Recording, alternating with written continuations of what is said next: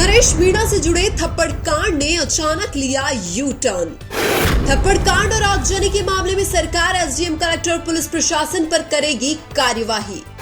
थप्पड़ कांड के मामले में राष्ट्रीय जनजाति आयोग के 23 पन्नों की रिपोर्ट ने एकदम से बदल दिया पूरा गेम। समरावता गांव के थप्पड़ कांड मामले में राष्ट्रीय जनजाति आयोग की एंट्री होते ही बड़े बड़े खिलाड़ी सलाखों के पीछे जा सकते हैं। राष्ट्रीय जनजाति आयोग ने एसडीएम, कलेक्टर, पुलिस प्रशासन को दोषी मानते हुए सरकार को उनके ऊपर कार्यवाही करने का निर्देश दिया है। राष्ट्रीय जनजाति आयोग ने सरकार को 30 दिन का समय दिया है, उसमें कार्यवाही भी करनी होगी और जवाब भी देना होगा। यानी कि अब नरेश मीणा के साथ भी इंसाफ होगा और कुछ समय में दूध का दूध और पानी का पानी हो जाएगा। लेकिन सवाल यह है कि क्या जनजाति आयोग के पास इतनी पावर है कि वो एसडीएम, कलेक्टर, प्रशासन पर कार्यवाही करा सकता है? तो हम आपको बता दें कि राष्ट्रीय जनजाति आयोग के अध्यक्ष को केंद्रीय कैबिनेट मंत्री के बराबर दर्जा प्राप्त होता है। इसके अलावा राष्ट्रीय जनजाति आयोग के उपाध्यक्ष को केंद्रीय राज्य मंत्री के बराबर दर्जा प्राप्त होता है। ऐसे में हम यह कह सकते हैं कि राष्ट्रीय जनजाति आयोग के पास इतनी पावर तो होती है कि वो एसडीएम, कलेक्टर और प्रशासन पर कार्यवाही करा सकते हैं।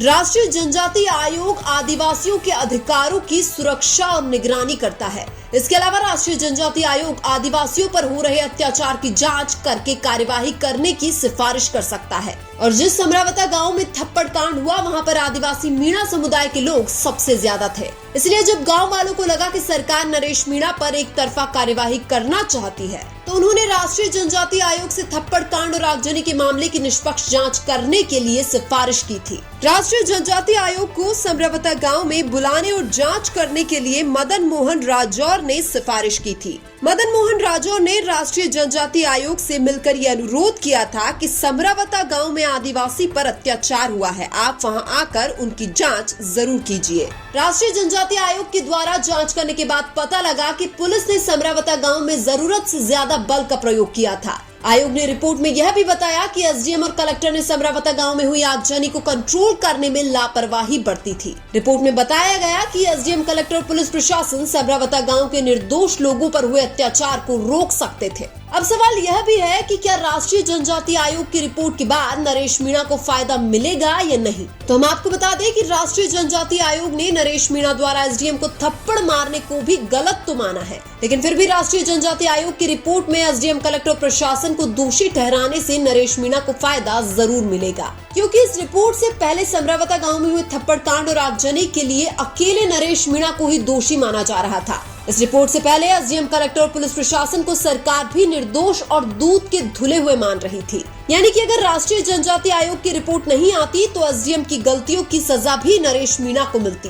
उधर प्रशासन द्वारा आगजनी की जो घटना की गई थी और ग्रामीणों के साथ जो अत्याचार किया गया था, उसकी सजा भी नरेश मीणा को ही मिलती। लेकिन अब नरेश मीणा को केवल थप्पड़ की सजा मिलेगी, उसके अलावा नरेश मीणा का कोई दोष नहीं है। और थप्पड़ मारने के बाद तो खुद नरेश मीणा बोल रहे थे कि मैंने थप्पड़ मारा और उसकी सजा के लिए मैं तैयार हूँ। लेकिन पुलिस द्वारा निर्दोष ग्रामीणों पर जो अत्याचार किया गया वो सरासर ही गलत था और उनको सजा मिलना बहुत जरूरी था। इसलिए राष्ट्रीय जनजाति आयोग को धन्यवाद देना चाहिए, जिनकी वजह से एसडीएम, कलेक्टर, प्रशासन को भी उनकी गलतियों की सजा मिलेगी। वहीं दूसरी तरफ नरेश मीणा की जमानत की बात करें तो अब नरेश मीणा का केस थोड़ा और आसान हो जाएगा। यानी कि नरेश मीणा की जमानत होने में आसानी होगी, क्योंकि अब एसडीएम और प्रशासन की गलतियों की सजा नरेश मीणा को नहीं मिलेगी। पहले इस पूरे घटनाक्रम में गलती चाहे किसी की भी हो, दोषी नरेश मीणा को बनाया जा रहा था। इसलिए अब नरेश मीणा के समर्थकों को भी उम्मीद है कि उनको बहुत ही जल्दी जमानत मिल जाएगी। हालांकि राष्ट्रीय जनजाति आयोग ने अभी केवल सरकार को निर्देश दिया है और सरकार से जवाब मांगा है।